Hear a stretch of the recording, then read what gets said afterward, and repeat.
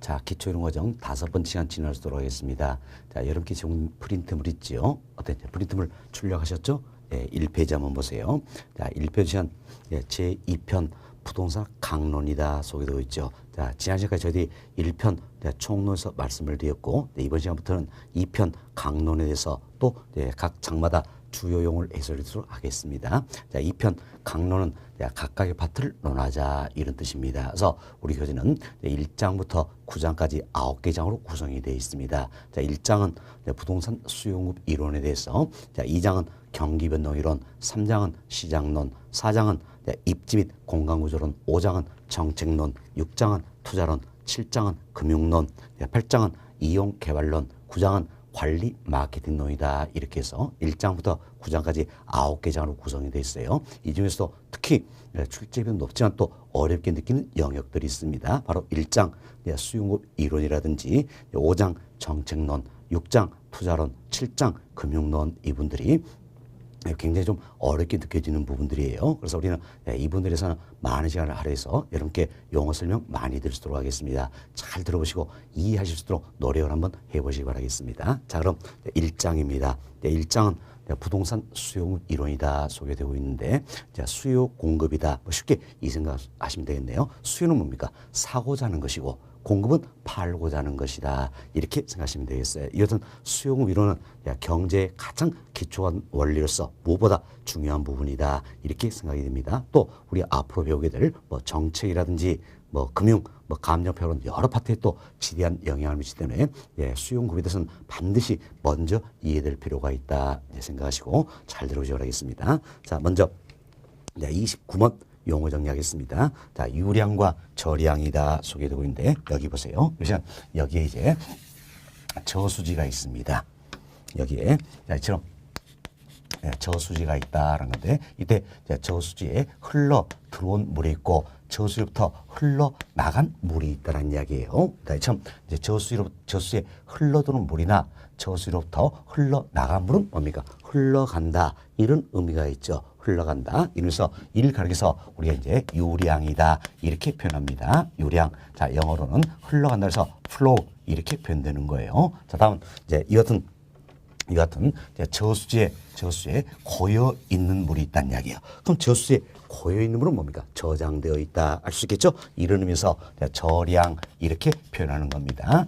저장되어 있다. 이래서 저량이다. 자, 이는 영어로 표현하면 스톡입니다. 스톡. 자, 그래서 이름이 안타깝지만 영어로도 알고 계셔야 됩니다. 제가 가급적이면 판사하면서 한문의 영어 많이 안 씁니다. 안 쓰는데 조금 연배가 있으신 우리 형님들은 한문 적어드리면 너무너무 좋아하실 거예요. 그렇지만 또 우리 언니들은 어때? 한문 영어 적어드리면 너무너무 싫어한다는 이야기예요. 그래서 저는 특히 우리 언니들이 싫어하는 건 절대 하지 않습니다. 제가 제일 무서운 언니 중에 한 사람이 있죠. 누굽니까? 바로 제 집에 있는 언니예요. 너무너무 무섭습니다. 그래서 언니 싫은 거 자꾸 하다 보면 밥도 못 얻어먹어요. 그래서 언니 싫어하는 건 절대 안 한다. 이 생각하시고, 자, 지금 싫어하는 영어, 한문 가급적이면 판사하지 않습니다. 그렇지만 부득이한 경우에는 어쩔 수가 없어요. 영어로 또 한문으로 판사할 수밖에 없다라는 겁니다. 이분도 마찬가지예요. 자, 유량이다.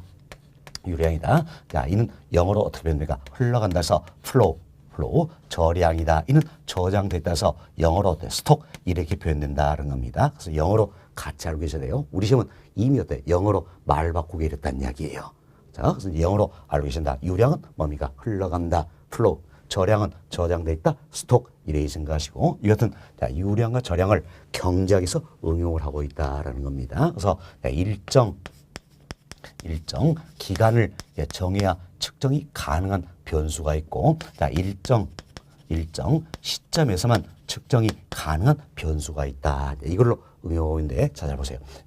일정 기간을 정해야 한다는 얘기에서 한 달, 1년, 이것은 일정 기간을 정해야 측정이 가능하다는 이야기고, 한 달, 1년 이것은 기간의 개념이니까 이는 어떻습니까? 흘러간다 이런 의미가 들어있겠죠. 흘러간다. 따라서 자, 일정 기간을 정해야지 측정이 가능한 변수를 경제학에서는 유량 변수다 이렇게 이야기하는 겁니다. 다음 일정 시점입니다. 그래서 오늘 현재 이것은 일정 시점에 개념이 내포되는 인 어떻습니까? 저장되어 있다 이런 의미가 내포되겠죠. 저장해서 일정 시점에서만 측정이 가능한 묘수를 경제학에서는 자, 절량이다 이렇게 표현한다는 겁니다. 그래서 이제 한 달, 1년 이와 같은 기간의 개념이 내포되는 뭡니까? 유량이에요.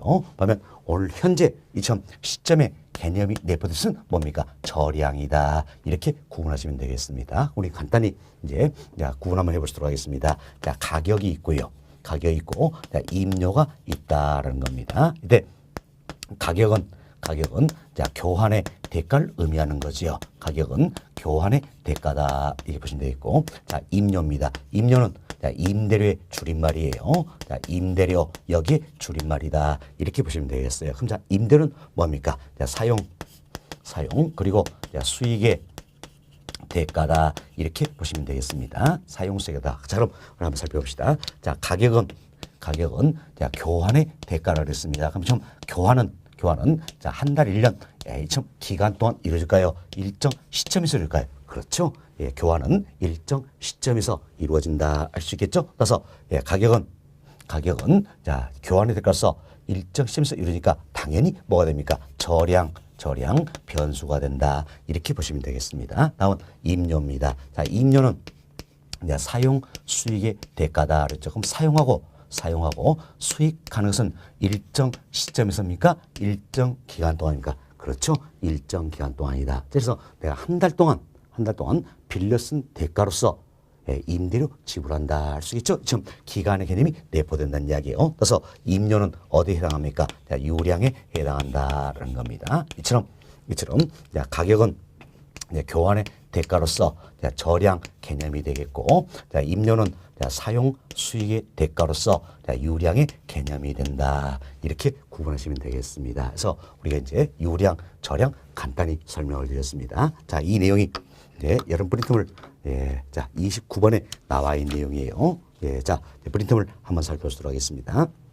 자, 유량은 뭡니까? 플로우, 절량은 뭡니까? 스톡이다 생각하시고, 자, 유량과 절량 개념은 흔히 저수지와 비교된다는 겁니다. 저수지에서 흘러나온 물이나 저수지에서 흘러나온 물이나 저수지로 흘러 들어간 물은 뭡니까? 흘러간다. 그래서 이제 유량이 되겠죠. 유량. 다음 저수지에 고여 있는 물은 뭡니까? 저장돼 있어서 절량이다 이렇게 보시면 되겠습니다. 경제학에서는 일정한 기간을 정해야 측정이 가능함을 유량이라며, 그렇죠? 일정 기간을 정해야 측정이 가능함을 유량. 일정한 시점에서만 측정이 가능함을, 그렇죠? 일정 시점에서만 측정이 가능함을 뭡니까? 절량이라 한다는 겁니다. 다음 사례를 넣어드렸죠. 우리 설명드렸습니다. 자, 임료란 일정 기간 동안 사용된 대가를 의미하므로 뭡니까? 유량의 개념이 되겠지요. 다음 가격이란 일정 시점에서 교환의 대가를 의미한다. 따라서 절량의 개념이다 이렇게 보시면 되겠습니다. 그래서 유량, 절량 우리 교재통에서 또 한 번 더 반복을 해드렸습니다. 다음은 30번부터 말씀을 드리겠는데, 먼저 우리가 자, 이 한번 사례를 한번 살펴봅시다. 자, 여기에 사과 하나가 있다라는 이야기처럼 사과 하나가 있다 이렇게 봅시다. 이때 사과 하나의 가격이 2,000원 합니다. 사과 하나 가격이 2,000원 한다는 이야기. 그럼 이때 2,000원 할 때 내가 어떤 이제 10개를 사고자 한다 이렇게 이해를 한번 들어봅시다. 그럼 사과 하나 가격이 2,000원 할 때는 내가 10개 사고자 했어요. 사고자인데 똑같은 이 사과 하나 가격이 2,000원에서 3,000원으로 이렇게 올랐습니다. 3,000원으로 오르면 자 보세요. 2,000원 할 때는 내가 어때 10개 사고자 했죠. 10개 사고자 했는데 3,000원 오르면 10개보다 더 많이 사고자 할까요? 적게 사고자 할까요? 그렇죠. 적게 사고자 한다. 그래서 예를 들어서 5개. 다음 똑같은 이 사과의 가격이 다시 4,000원 또 올랐어요. 4,000원 올랐습니다. 4,000원 오르면 이제는 어때? 5개보다 더 적게 사고자 했죠? 그래서 3개. 또 똑같은 이 사과 가격이 5,000원 이렇게 오르더라는 이야기예요. 5,000원. 그럼 이때는 더 적게 사고했죠. 예를 들어서 2개. 반면 내가 2,000원이면 10개 사고자 한다 그랬어요. 이때 사과 하나 가격이 2,000원에서 1,000원 이렇게 가격이 때 하락하더라는 이야기. 그럼 보세요.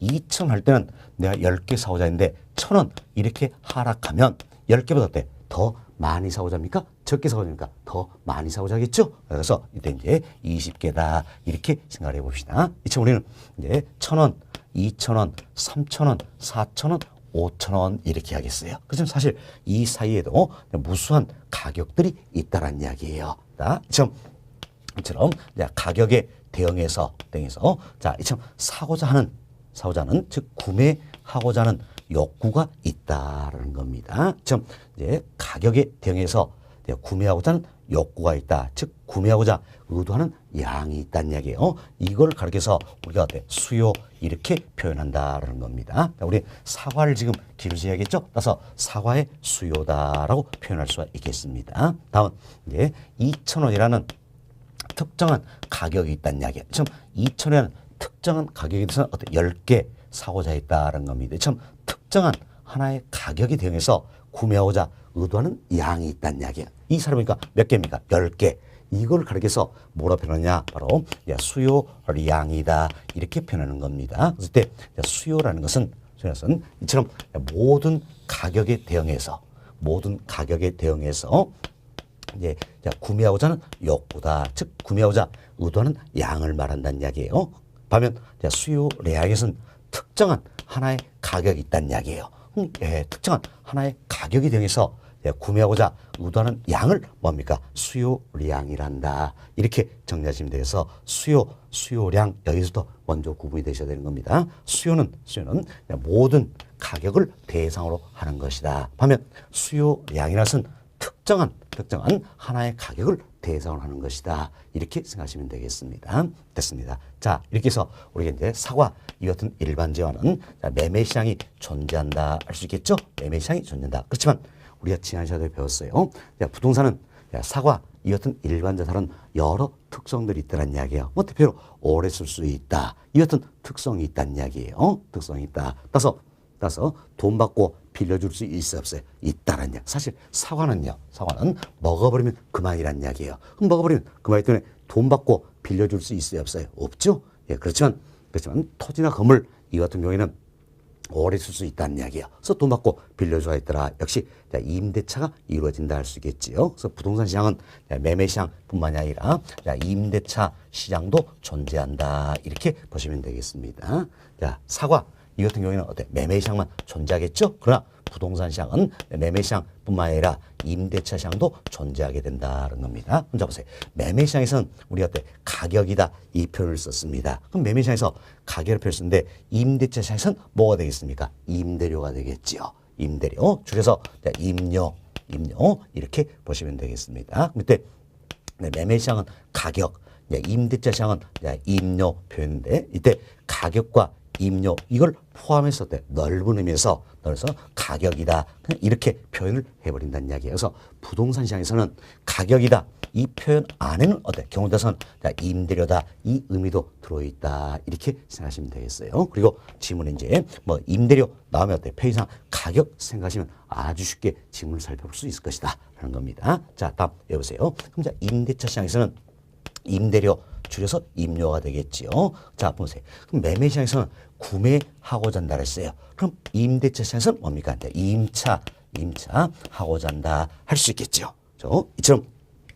이처럼 이제 가격 또는 임료순에 대응해서 구매 또는 임차하고자 욕구가 있다는 이야기야. 즉 구매 또는 임차하고자 의도하는 양이 있다. 이걸 가려서 우리가 이제 부동산 수요다 이렇게 표현할 수 있겠지요. 보면 특정한 가격이나 임료순에 대응해서 구매 또는 임차하고자 의도하는 양이 있다는 이야기예요. 이걸 부동산의 수요량이란다 이렇게 생각하시면 되겠습니다. 결국 부동산도 마찬가지예요. 모든 가격이나 임료를 대상한다면 이때는 뭡니까? 수요.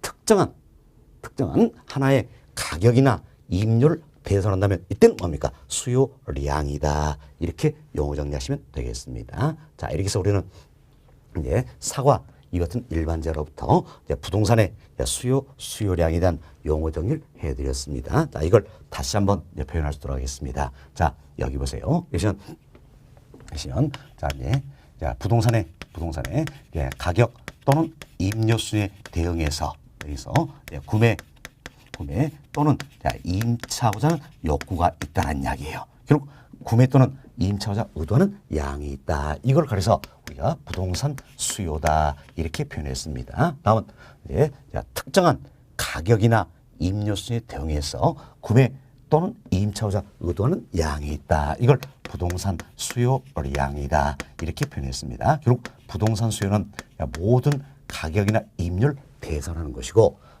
부동산 수요량이라서는 특정한 하나의 가격이나 임료를 대상하는 것이다. 이렇게 해서 수요량에 대한 용어 정리를 해놓으시면 되겠습니다. 자, 이 내용이 30번에 들어있는 내용이에요. 프린트물 1페이지 30번 한번 살펴봅시다.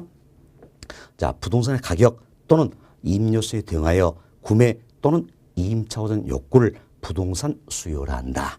따라서 부동산 수요란 부동산의 모든 가격 또는 임료수에서 구매 또는 임차고자 의도하는 양을 말한다는 겁니다. 반면 부동산 수요량이란 부동산의 특정 가격 또는 임료수에서 구매 또는 임차고자 의도하는 양을 말한다. 이렇게 보시면 되겠어요. 여하튼 모든 가격이나 임료가 대상한다면 부동산 수요, 특정한 하나의 가격이나 임료를 대상한다면 이는 부동산 수요량이다. 이렇게 보시면 되겠습니다. 자, 다음 이제 31번 내용입니다. 31번 내용인데 자, 보세요. 유효 수요라는 게 있습니다.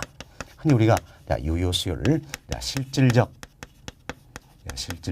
수요다 이렇게 표현하는 겁니다. 그렇죠?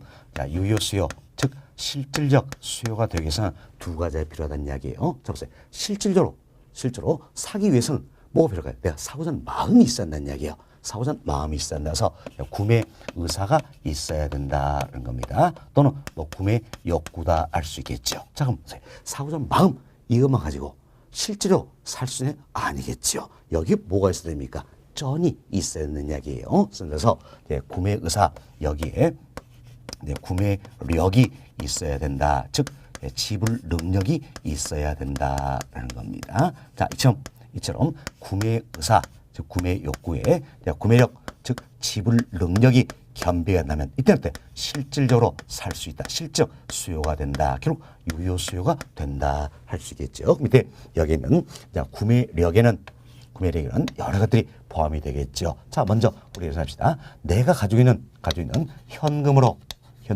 살 수 있어요, 없어요? 있죠. 그럼 현금도 구매력이 되겠네요. 다음, 그동안 저축했던 저축금이 있습니다. 이로도 살 수 있어요, 없어요? 있죠. 구매력에 해당이 된다는 겁니다. 다음, 내가 은행으로부터 대출 받습니다. 대출금. 자, 이로도 살 수 있어요, 없어요? 있죠. 역시 구매력에 해당이 된다는 이야기예요. 아버지로부터 내가 3억 빌려왔습니다. 그럼 빌려온 3억 이것도 어때? 구매력에 해당이 된다 할 수 있죠. 물론 안 갚으니까 문제가 되는 거예요. 됐습니다. 여튼 우리는 이제 현금, 저축금뿐만이 아니라 금융 대출금 이도 어때? 구매력에 해당이 된다. 이렇게 보시면 되겠습니다. 사실 이와 관련해서 우리 시험에서는 두어 차례 출제한 적이 있습니다. 한 번은 좀 오래됐지만 이런 질문이 나왔죠.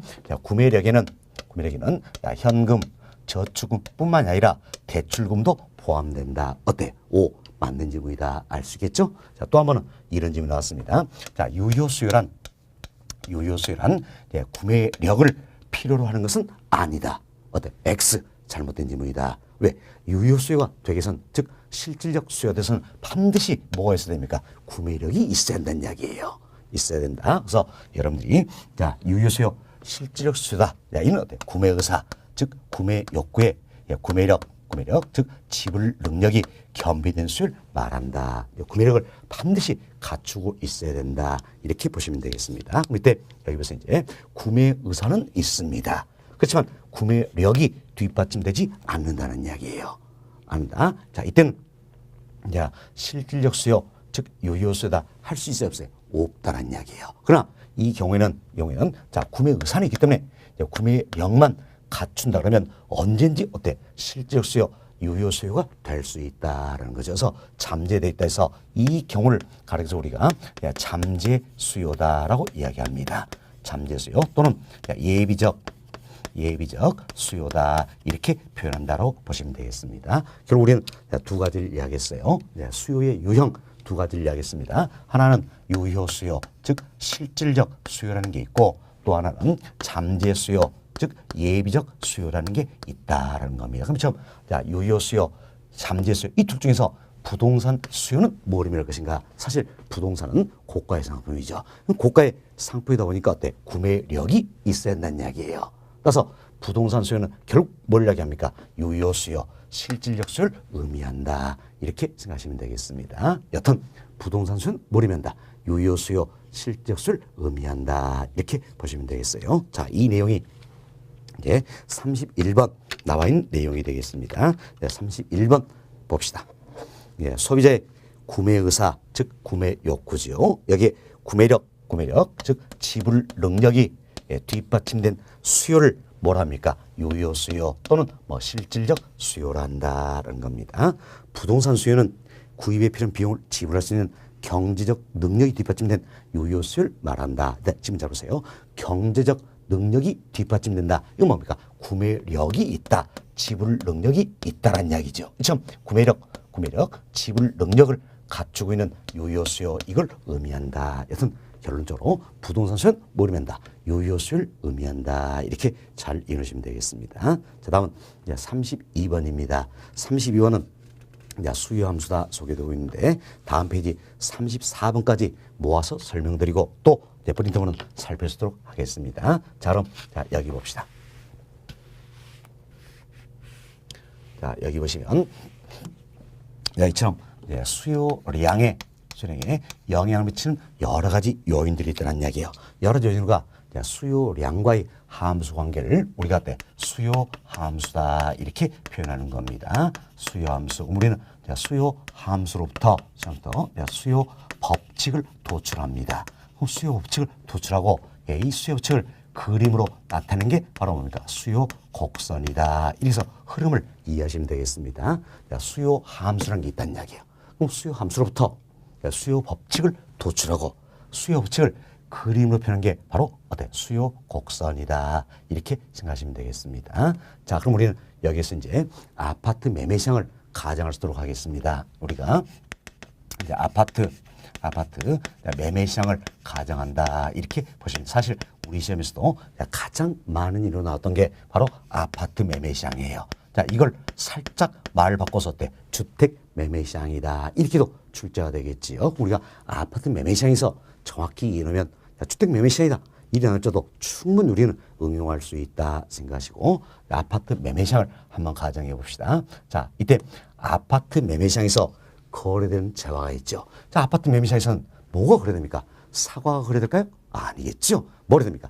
아파트가 거래된다 할 수 있겠죠. 처럼 시장에서 거래되는 재화 이걸 가르쳐서 그래서 우리가 뭐라 표현하신가? 당해 재화다 이렇게 표현하는 겁니다. 당해 재화다 이렇게 보시면 되겠어요. 자, 당해 재화다 이렇게 표현되는 겁니다. 또는 경우에 따라서는 뭐 해당 재화다 이렇게도 이야기하는 겁니다. 그래서 당해 재화, 해당 재화 같은 의미예요. 자, 이건 뭘 의미합니까? 바로 자, 시장에서 거래된 재화를 의미한다. 그럼 아파트 매매 시장이다 가져간다면 아파트 매매 시장에서 거래된 재화는 뭡니까? 아파트가 되겠죠. 그래서 당해 재화는 아파트다라는 겁니다. 만약에 우리가 주택 매매 시장이다.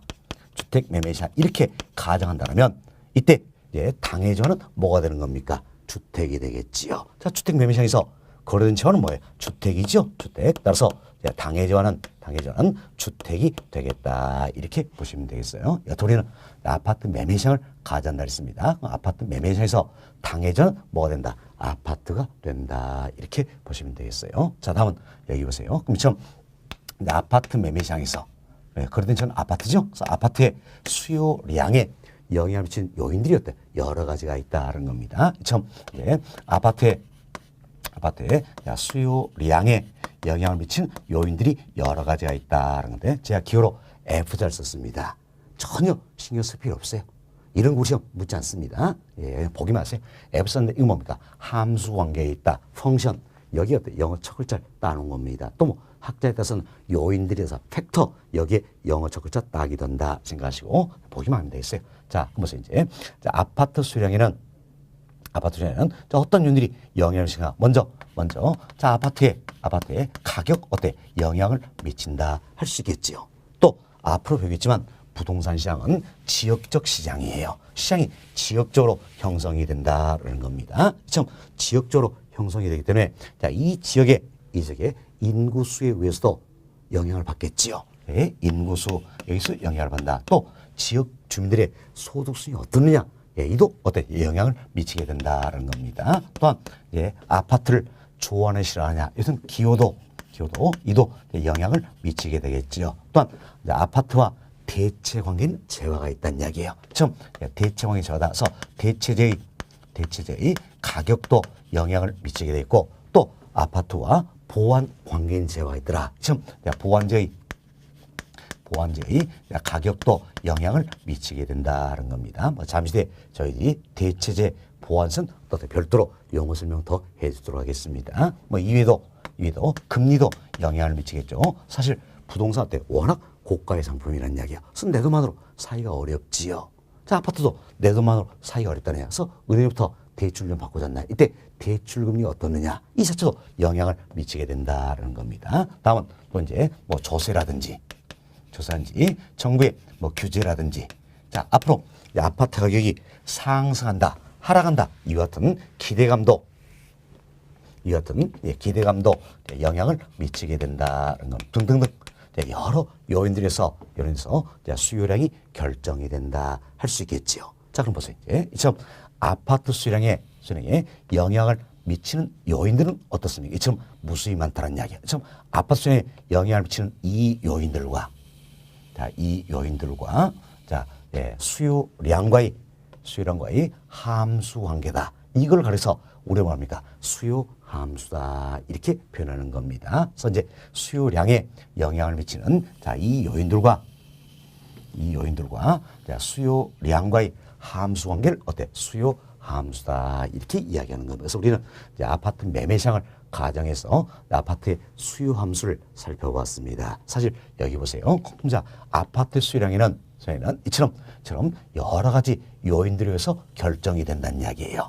그럼 수요량에 영향을 주는 데 이처럼 많기 때문에 하나의 법칙을 도출하는 게 쉽습니까? 어렵습니까? 어렵다는 이야기예요. 그럼 우리는 하나의 법칙을 도출해서 어떻게 생각? 가정을 한다는 겁니다.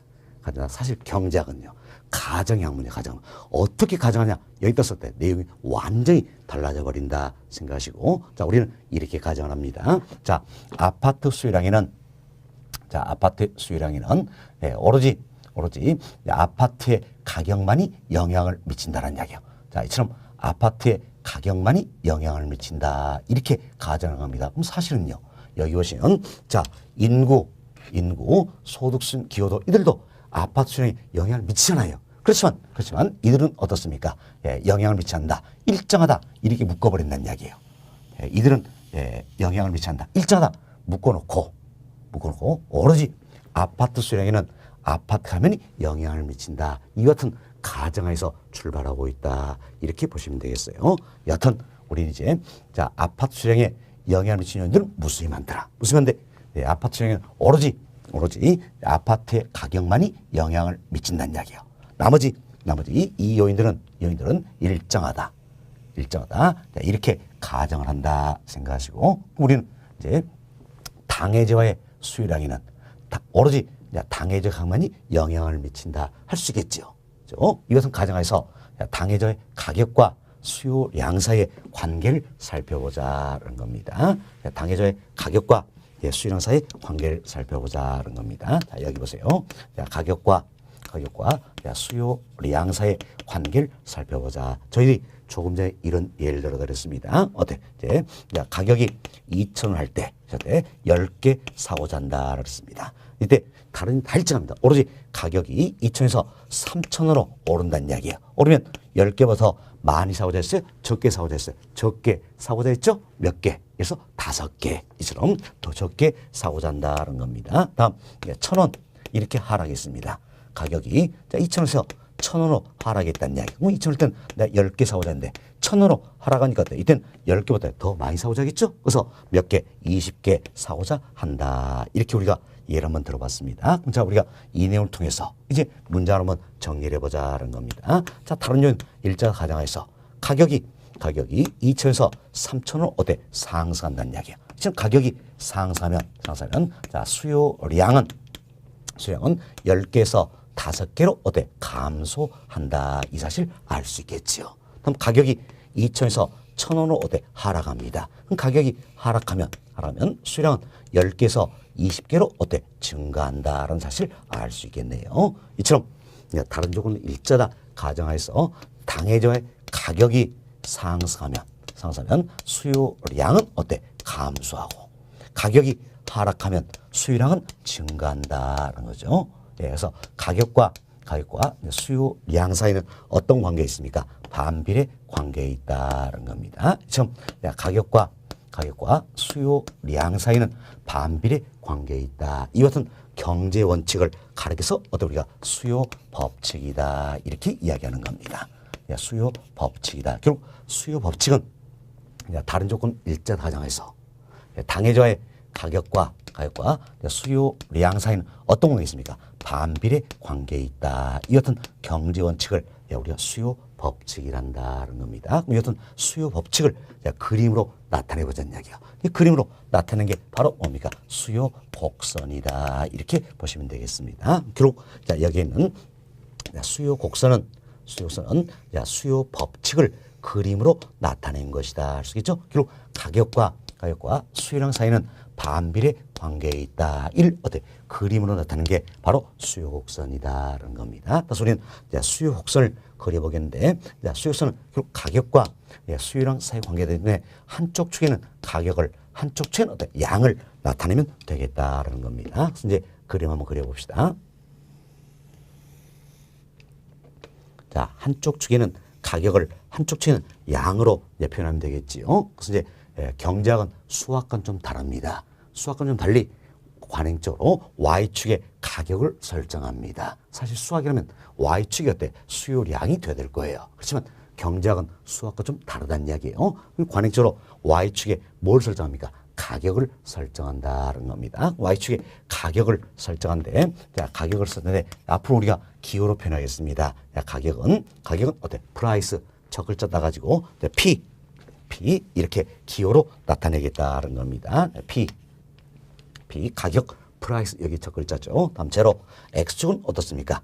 수요량이 되겠죠. 양이 돼서 퀀티티 첫 글자 따가지고 Q 이렇게 표현한다 해서 P 제로 Q 좌표 평면상에서 이 모습을 그대로 그림으로 나타내보자는 이야기야. 이게 뭡니까? 수요곡선이 되겠죠? 그럼 자, 이 모습을 우리 그림으로 나타내보자는 겁니다. 자, 여기 보세요. 보시면, 자, 2,000원 할 때는, 가격이 2,000원 할 때는 몇 개 사고자 했습니까? 10개 사고자 했다. 그럼 자, 2,000원에 10개 대응하는 이 점을 찍어볼 수 있겠지요. 다음, 가격이 3,000원 상승했습니다. 이처럼 가격이 3,000원 상승하니까 몇 개 사고자 했어요? 5개 사고자 한다는 겁니다. 그럼 3,000원에 5개 대응하는 점을 찍어보자라는 겁니다.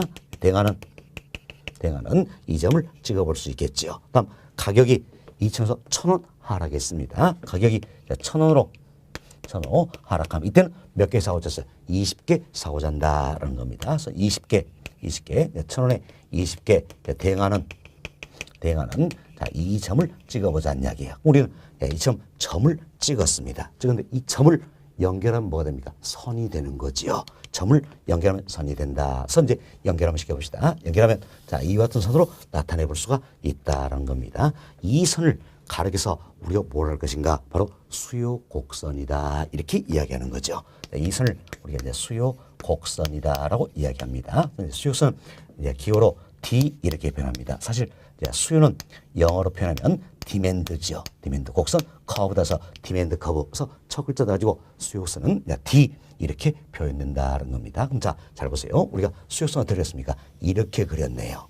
수요선은 이렇게 그렸죠? 그럼 잘 보세요. 자, 오른쪽 아래로 향하는 모습이다 할 수 있겠죠. 지금 오른쪽 아래로 향한다 해서 수요선 어떤 모습입니까? 우하향하는 모습이다 이렇게 표현된다. 자 보세요. 오른쪽 아래로 향하지요. 그래서 우하향하는 모습이다 이렇게 이야기하는 겁니다. 그럼 지금 수요선이 우하향한다는 이야기는 근본적으로 수요 법칙을 그림으로 나타냈기 때문이지요. 수요 법칙이 뭡니까? 가격과 가격과 수요량 사이는 반비례 관계에 있다. 이 모습을 그리면서 되기 때문에 당연히 수요선 어떤 모습입니까? 우하향하는 모습이 된다. 이렇게 보시면 되겠습니다. 자, 이렇게 해서 저희들이 이제 수요 함수로부터 수요 법칙을 도출했고, 이걸 그림으로 표현한 게 뭡니까? 수요 곡선이다 할 수 있겠지요. 문자 보세요. 이제 자, 수요 함수부터 수요 법칙을 도출했습니다.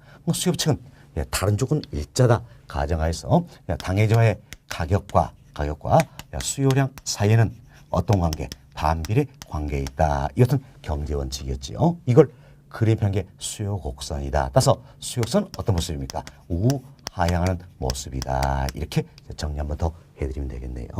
자, 이렇게 해서 저희들이 이제 32번부터 34번까지 설명은 다 드렸습니다. 자, 이제 프린트물 한번 보면서 또 어때? 반복습 하시도록 하겠습니다. 자, 프린트물 32번 한번 봅시다. 자, 1페이지 맨 하단에 있죠. 32번. 자, 첫 번째 보세요. 어떤 재화에 대한 수요량과 그 재화의 수요량에 영향을 준 요인들과의 함수 관계를 뭐라 했습니까? 수요 함수란다는 겁니다. 그래서 이제 아파트 매매 시장을 가진다면 마찬가지로 아파트의 수요량과 수요량에 영향을 준 요인들과의 함수 관계를 아파트의 수요 함수다 표현할 수 있겠지요. 그래서 박스에 제가 이 내용을 넣어드렸습니다. 자, 아파트 수요량에는 아파트 가격뿐만 아니라 인구, 소득, 기여도, 대체가격, 보완자 가격, 금리, 조세, 규제, 기대감 등등 여러 요인들이 결정된다. 이것은 수요함수를 박스에 넣어드렸습니다. 일단 여기까지 보시고요. 다음 페이지 한번 봅시다. 다음 페이지 보시면 33번입니다. 33번. 당해저 가격 이외의 요인은 모두 일자나 가정하에. 자, 저희 어떤 가정이 있습니까? 이처럼 당해저의 가격 이외의 요인은 이 부분이죠. 모두 일정하다. 이것은 가정에서 지금 출발하고 있는 이 가정을 틀어버리면 내용이 완전히 달라지는 겁니다. 그래서 당해저 가격 이외의 요인은 모두 일정하다. 이것은 가정하에서 가격이 상승하면 이처럼 가격이 상승하면 수요량은 어때? 감소. 가격이 하락하면 수요량은 어때? 증가한다. 이 같은 경제 원칙을 뭐라 합니까? 수요 법칙이란다. 결국 가격과 수요량 사이는 어떤 관계가 있다? 반비례 관계에 있다. 이를 어때? 수요 법칙이란다라는 겁니다. 자, 다음 34번 봅시다. 당해저 가격 이외의 요인은 모두 일자다 가정하에 당해저의 가격과 수요량 관계를 나타낸 곡선을 뭡니까? 수요 곡선이라 한다는 겁니다. 이제 경제 이론에서는 수학과 달리 관행적으로 가격을 세로축에, 자, 가격이죠. 가격을 어때? 세로축 Y축이다. 이 생각하시면 되겠습니다. 다음 수요량을 가로축 X축에 나타낸다라는 겁니다. 자, 이런 수요선 어떤 모습입니까? 우하향하는 모습을 띠게 된다. 그래서 우리가 수요선 이렇게 그렸죠? 어떤 모습입니까? 우하향하는 모습을 띠게 된다. 이렇게 보시면 되겠습니다. 자, 이래서 34번까지 정리해드렸고, 다음 35번, 36번 관리해서 설명을 좀 드리도록 하겠습니다. 자, 여기 보세요. 여기선 저희들이 이제 수요 곡선을 그렸습니다. 수요선을 그런데 자, Y축에 뭘 설정했습니까? 가격을 설정했죠. 이때 가격은 어떻습니까? 자, 아파트 수요함수에서는 아파트의 가격이다. 이처럼 Y 설정한 가격은 당해저의 가격을 의미하는 거였지요. 당해저의 가격 이걸 의미한다. 그럼 Y축에 설정된 당해저의 가격입니다. 자, 대체 가격, 보완자 이런 게 아니란 이야기예요. Y축 설정은 A처럼 당해저의 가격이다. 이렇게 보시면 되겠어요. 그래서 Y축 설정은 당해저의 가격이 변하면 어떤 현상이 나타날 것인가 한번 살펴봅시다. 자, 보세요. 가격이 2,000원에서 3,000원으로 이렇게 상승합니다. 가격이 2,000, 3,000 상승하나요? 2,000원 때는 몇 개 사오자 했어요? 10개. 3,000 상승하니까 몇 개 사오자 합니까? 5개. 결국 가격이 상승하니까 수요량은 어때? 10개에서 5개로 감소한다. 이 사실을 알 수 있겠네요. 그래서 이 사례 봅시다. 2,000에서 3,000으로 가격이 상승하니까 수요량은 10개에서 5개로 어때? 감소한다는 겁니다. 근데 2,000원 때는 10개니까 어때? 2점 찍어볼 수 있겠죠? 3,000원 때는 5개니까 2점을 찍어볼 수 있겠네요. 결국 결국 수요선 내에서 즉 수요선 상에서 이 점에서 이 점으로 때 점의 이동이 이루어진다 알 수 있겠죠. 자 보세요. 가격이 상승하면 수요량은 감소한다. 어떤 결과입니까? 수요선 내에서 즉 수요선 상에서 이 점에서 이 점으로 때 점의 이동이 이루어진다는 걸 알 수 있다는 겁니다. 자 다음 여기 보세요. 이제 가격이 2천에서 1,000원으로 하락했습니다.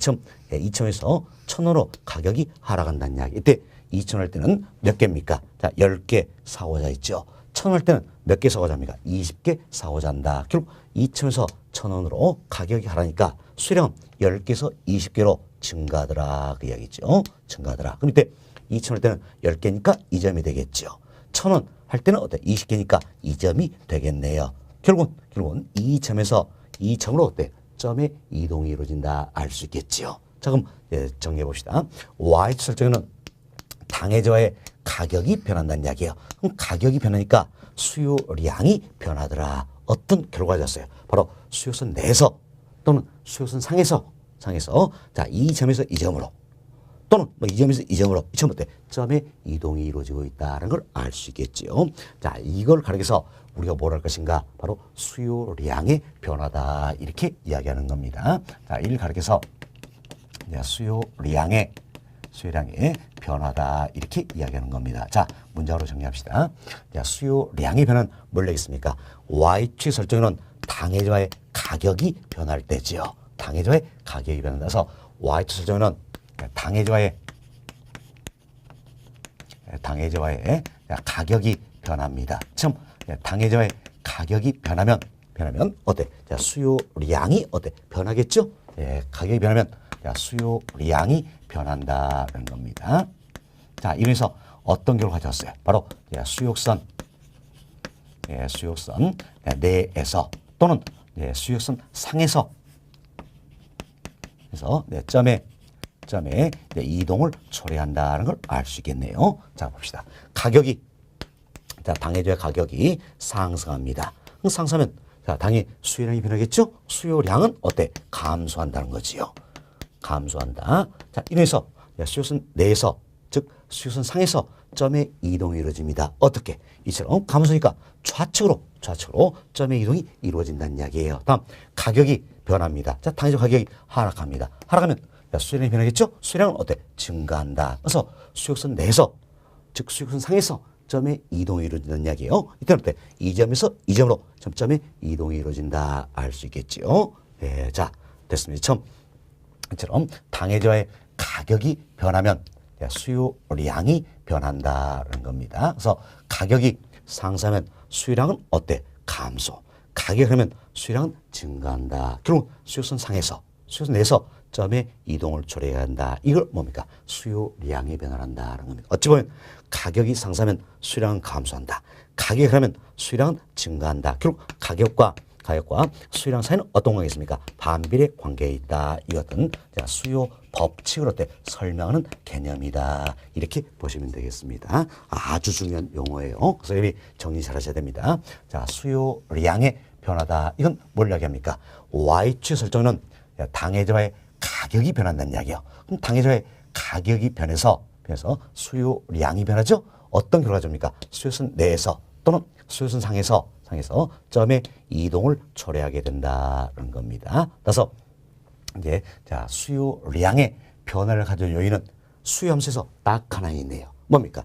당해저하의 가격이 변했을 뿐이다. 이렇게 보시면 되겠습니다. 참 가격이 변해서 수요량이 변한다. 이런 의미에서 이것 때 수요량의 변화다. 이렇게 표현하는 겁니다. 됐습니다. 자, 다음은 저희들이 이제 지금까지 일전에 묶었던 이 요인들이 있다는 이야기예요. 이 요인들이 변하면 어떻게 될 것인가 한번 살펴보도록 하겠습니다. 우리 인구 예를 한번 들어봅시다. 자, 인구입니다. 인구. 자, 이걸 예를 한번 들어보겠는데, 자, 인구가 어때? 그래서 이제 인구가 증가한다는 겁니다. 자, 물론 나머지 요인 일자가 가장합니다. 오로지 인구만 증가한다. 이렇게 생각해 보셨냐? 사실 현실적으로는 어때? 이제 인구도 증가하고 소득수도 향상이 되고 기여도도 향상이 되고 대출금리는 어떻습니까? 하락하고 규제는 더 강화되고 이처럼 여러 가지 요인들이 복합적으로 작용을 합니다. 그러나 이 요인들을 모두 고려한다면 분석 자체가 너무 어려워진다. 그래서 우리는 여기도 가정합니다. 오로지 인구만 증가한다는 이야기예요. 그럼 자 보세요. 살 가격은 똑같다는 이야기예요. 소도 똑같다는 이야기예요. 오로지 인구만 증가한다. 자, 이 같은 가정하에서 살펴보자는 이야기예요. 자, 그럼 보세요. 이제 살 가격은 2,000원 똑같습니다. 똑같아서 과거에는 이만큼 사고자 했다는 이야기예요. 그럼 이만큼 사고자 했는데 인구가 증가한다면 살 가격은 2,000원대 똑같다 할지라도 사고자 양은 이보다 더 많아질까요? 적어질까요? 그렇죠. 더 많아진다는 겁니다. 자, 그럼 이 점을 찍어볼 수 있다. 가격은 2,000원 똑같지만 사고량은 더 많아진다. 이 점을 찍어볼 수 있겠죠. 다음, 가격이 3,000원 합니다. 그럼 3,000원 할 때는 과거에는 이만큼 사고자 있어요. 이만큼 사고자인데, 자, 인구가 증가하면 살 가격은 3,000원 똑같다 할지도 과거보다 더 많이 사고자 하겠죠? 네, 더 많이 사고자 한다. 그래서 이 점을 찍어볼 수 있다는 겁니다. 그럼 이제 이 점과 이 점을 연결시켜 봅시다. 자, 연결시키면 자, 이와 같은 수요수로 나타내 볼 수 있다는 겁니다. 그럼 자 보세요. 인구가 증가하니까 야, 수요선이 당초 이 수요선이 이렇게 변하더라 그 이야기예요. 그럼 보세요. 당초 이 수요선이 이렇게 변했다는 이야기는 결국 뭡니까? 수요선 자체가 자체가 우측으로 이동했다는 걸 알 수 있겠습니다. 결국 인구의 증가는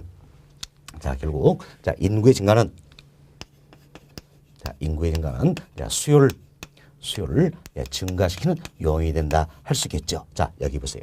자, 지금 우리가 인구의 증가가 이야기인데 2,000원 할 때도 자, 과거는 이만큼 사고자 했는데 이제는 이만큼 사고자 한다. 다음 3,000원 할 때는 과거에는 이만큼 사고 이제는 이만큼 사고자 한다는 이야기예요. 반면 1,000원 할 때는 과거에는 이만큼 사고자 했는데 이제는 이보다 더 많이 사고자 있죠. 이처럼 모든 가격이 대상이 되기 때문에 이때는 뭐라 표현합니까? 수요 이렇게 표현되는 겁니다.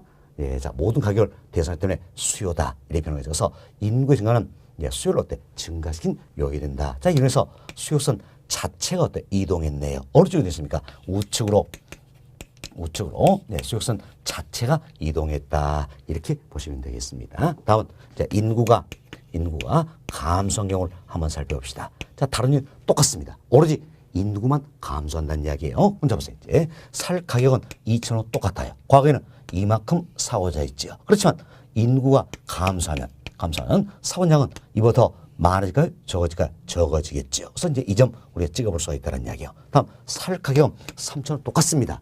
과거에는 이만큼 사고자 했어요. 이만큼 사고인데 인구가 감소하면 사고량은 이보다 더 적어진다. 그래서 이 점을 찍어볼 수가 있다는 겁니다. 그럼 자, 이 점을 연결해서 우리는 이와 같은 수요선으로 나타내 볼 수가 있다라는 겁니다. 그럼 자 보세요. 이제 자, 인구가 감소하니까 당초 이 수요선이 이렇게 변하더란 이야기예요. 그럼 당초 이 수요선이 이렇게 변하는 이야기는 수요선 자체가 어느 쪽으로 좌측으로 이동을 하게 된다는 걸 알 수 있다는 겁니다. 그래서 인구의 감소는 이제 수요를 감소시킨 요인이 된다라는 거죠. 왜? 이때도 3,000원, 1,000원 모든 가격이 대상이 되니까 수요다 변했죠? 수요를 감소시킨 요인으로 작용한다. 결국 수요선 자체가 이동했죠. 어느 쪽으로 이동했습니까? 좌측으로 이동했다는 겁니다. 좌측으로 이동했다 이렇게 보시면 된다. 그럼 자, 여기 보세요. 그러니까 자 보세요. 인구가 변했어요.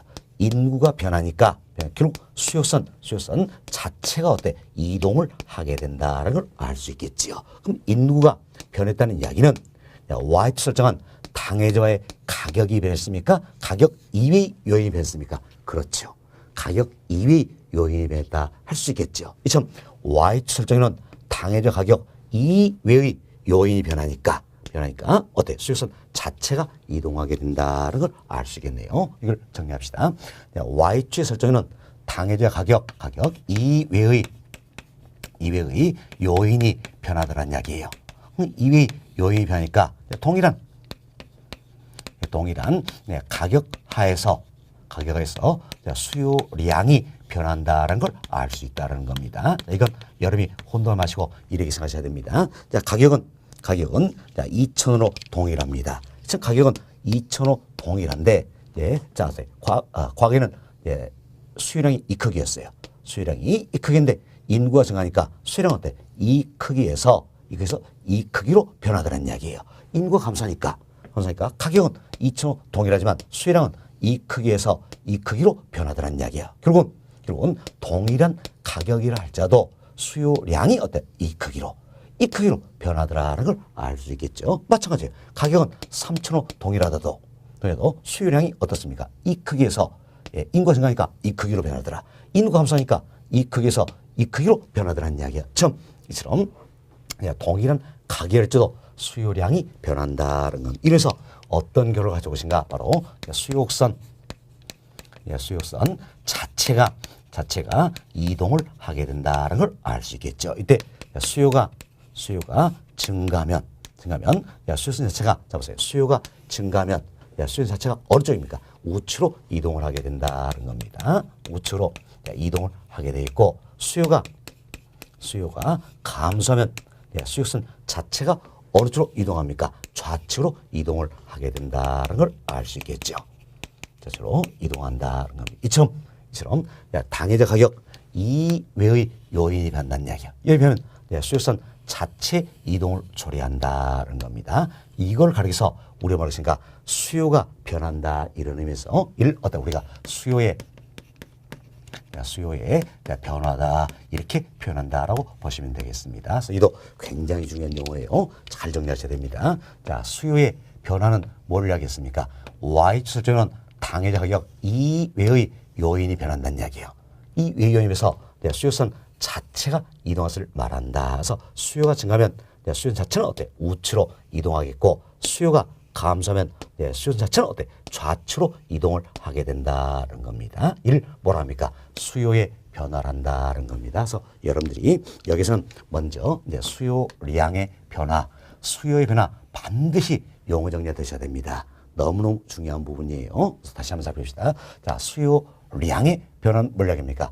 Y축소는 당해자의 가격이 변한다냐 해서 수요선 내에서 또는 수요선 상에서 점의 이동을 초래한 것을 말한다. 다음 수요의 변화라는 것은 당해자 가격 이외의 요인이 변해서 수요선 자체를 이동시킨 것을 말한다는 겁니다. 결국 수요량의 변화는 뭡니까? 수요선 내에서 점의 이동이고 수요의 변화는 뭡니까? 수요선 자체가 이동한 것이다 생각하시고 다음은 여기는 수요량의 변화 요인과 수요의 변화율을 반드시 구분할 수 있어요. 그러나 절대 어려운 건 아니에요. 항상 얘들이 당해저 뭐다 이것만 빨리 찾으면 된다는 얘기야. 그래서 당해저 뭐다 이걸 찾아서 당해저의 가격이 변하면 어디야 합니까? 수요량의 변화가 되어 있고 수요함수에서 당해저 가격 이익이 변하면 어디야 합니까? 바로 수요의 변화다. 이렇게 생각하시면 되겠습니다. 자, 그럼 우리가 이제 이런 가정을 한번 해봅시다. 가정인데 자, 주택 매매 시장이에요. 그럼 주택 매매 시장에서 어때? 우리가 수요량의 변화율과 수요의 변화율 이걸 구분해보자는 이야기예요. 그럼 주택 매매 시장이다. 그럼 당해저는 뭡니까? 주택이잖아요. 주택. 그럼 자, 주택 매매 시장이다.